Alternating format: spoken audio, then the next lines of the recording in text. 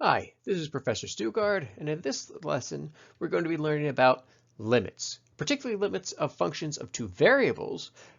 But first, let's make sure we remember limits of our functions of one variable from Calc 1, aka when we had just a curve on the plane, y equals f of x. So if you remember back to Calc 1, a limit exists only if its left-hand limit and its right-hand limit both existed and were the same. We had to have our function approach the same value from the left and the same value from the right. That's the only way a limit would exist. If it approached a value from the left and approached a different value from the right, then we would say that limit does not exist. Basically, we had to make sure we approached that limit from all directions. But a curve in the plane, well, that only has two directions, from the left and from the right. When we talk about surfaces, or our functions of two variables, the limits are only going to exist if it's the same value when we approach from every possible direction, for every possible path and every possible curve. All right, because now, well, we're working in an extra dimension. And so every single one of those orange paths has got to approach the same value if we want that limit to exist. All right, we're going to come back to this concept in just a minute. But let's go over the notation first. So we say the limit of a function of two variables as x and y approach a and b is given by, well, we have the limit as xy approaches our ordered pair AB of our function equals our limit. And again, it's pretty similar to the limit notation we used back in Calc 1. It's just that instead of approaching one value, we're now approaching an ordered pair, or we're approaching two values. And whether you prefer to use the ordered pair notation or to write it out, x is approaching A and y is approaching B, it doesn't really matter. It's the same concept. We also have our precise definition of the limit. And again, this is very, very much related to the precise definition of a limit from back in Calc 1. We say the limit as x approaches A and as y approaches B, because again, remember we have two variables now, right? That function of two variables, x and y. All right, as x approaches A and y approaches B of our function f, is that limit if for all epsilon greater than 0, such that we have, and well, that expression right there, that needs to be less than delta, well, that's my distance formula, right? That's my distance formula in two dimensions.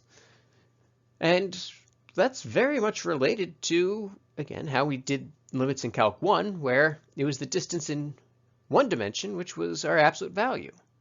So again, that's just the distance formula, which again is related to disks. But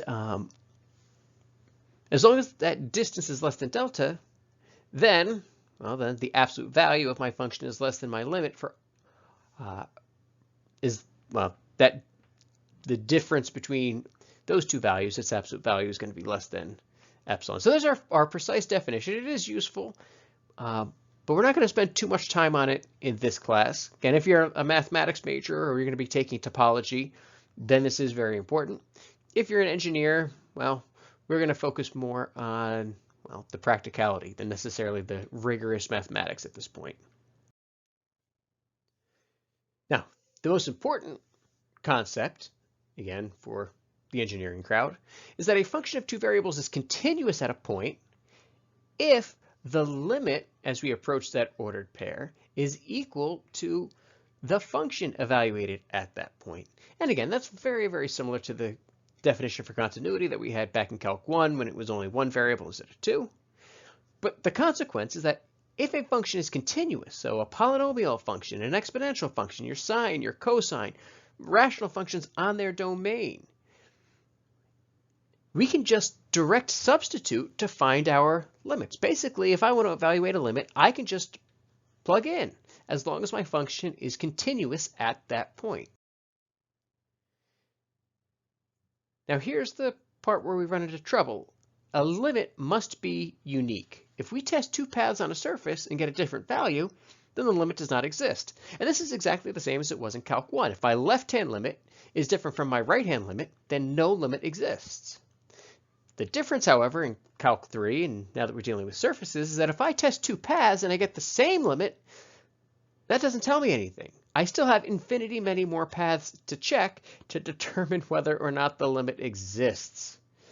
Or I can use the precise definition of the limit. In practice, what this means is that we'll start testing the limit, and we'll test along different paths. We'll do an example of that in just a second. And if we get the same value along every path, then the limit probably exists. And then we'll probably have to use the precise definition. If we check paths and get a different value along one of the paths or two of the paths, well then that limit does not exist and we can just be done with the problem. Now, one thing to know, when I say paths and curves, and we are going to be talking more about paths and curves, and it's going to come up for the rest of this course, in this case, these paths and curves in space are going to be on my surface, and they have to contain that point. It wouldn't make much sense to evaluate a path that completely misses the value of my limit as it is. So example 1. Let's say I want to evaluate this limit. As the ordered pair xy approaches 0, 0, so as you approach the origin there, of this function e to the x plus sine x over x squared plus 2. Now the first thing I realize is pretty much everything's continuous here. E to the x is continuous. Sine is continuous. The composition of two continuous functions is continuous. And even though it's a rational function, my denominator here, that x squared plus 2, well, that's never going to be 0 either. This is continuous everywhere, which means let's try direct substitution. Plug in 0 everywhere for x and y. E to the x is 0, sine of 0, or sorry, e to the 0 is 1, sine of 0 is 0, so my numerator is just 1, and 0 squared plus 2 is 2. I get 1/2, and again, like I said, these functions are continuous, so that's it. I was just able to plug in, and the limit as this function approaches 0, 0 is 1/2, which is actually the value of the function at the ordered pair 0, 0. But example 2, what happens if I try that with this particular function, where I have x squared y squared over x to the 4th plus 3y to the 4th? Well, if I try direct substitution here, 0 squared times 0 squared over 0 to the 4th plus 3 times 0 to the 4th is 0 over 0, which is clearly indeterminate. Okay, indeterminate limits means we're going to have to check our paths.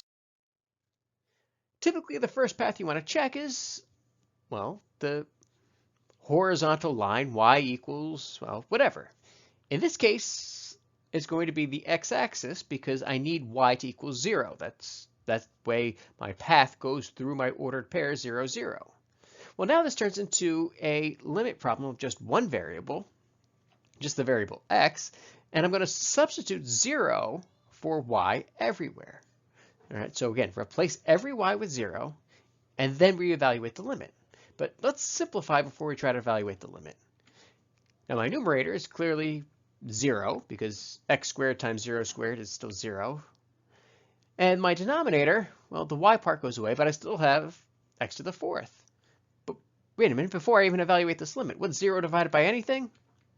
0. So the limit as x approaches 0 is 0. All right, that's my first path.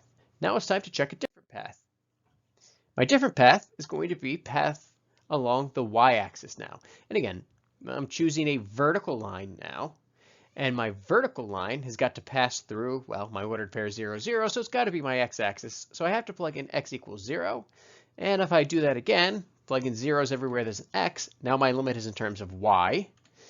And kind of the same argument. I'm going to get 0 over 3y to the 4th now, but 0 over anything is 0, and the limit of 0 is 0. So I still have the same potential limit for my solution. Path 1 gave me a limit of 0. Path 2 gave me a limit of 0. So now we have to check a third path. Now a third path is going to be another line. And typically we want to choose some y equals mx plus b line, something with an actual slope that again contains our point. And in this case, since we need to contain the point 0, 0, the easiest solution is just going to be the line y equals x. You could even do any generic y equals mx in this case as well. And so, same idea, I'm going to replace every y with an x. And then take my limit as just x approaches 0. So on the top, then I have x squared, and on the bottom, x to the 4th plus 3x to the 4th. But I can absolutely simplify this. The top becomes x to the 4th, the bottom is 4x to the 4th, but I can, well, basically cancel out those x to the 4ths, so it's just the limit as x approaches 0 of 1/4, which is 1/4. But now I have a different value along this path than my first two paths. And since I got a different value, that means this limit cannot exist. It's approaching a different value from a different direction, so my limit doesn't exist. And that's how I would show that, again, typically that a limit doesn't exist. If this worked too, your next step would probably be to check the path of a parabola, so like a y equals ax squared type of path, and see if that works too.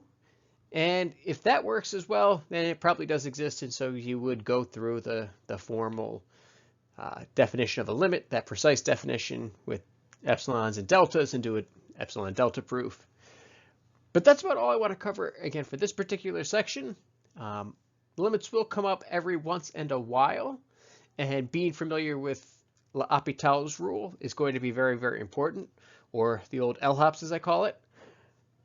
And just be aware of that as we kind of move through. Otherwise, now that we have a definition of a limit, we'll be able to move on to derivatives in our next video. All right. If you have any questions, please send me an email. Otherwise, good luck.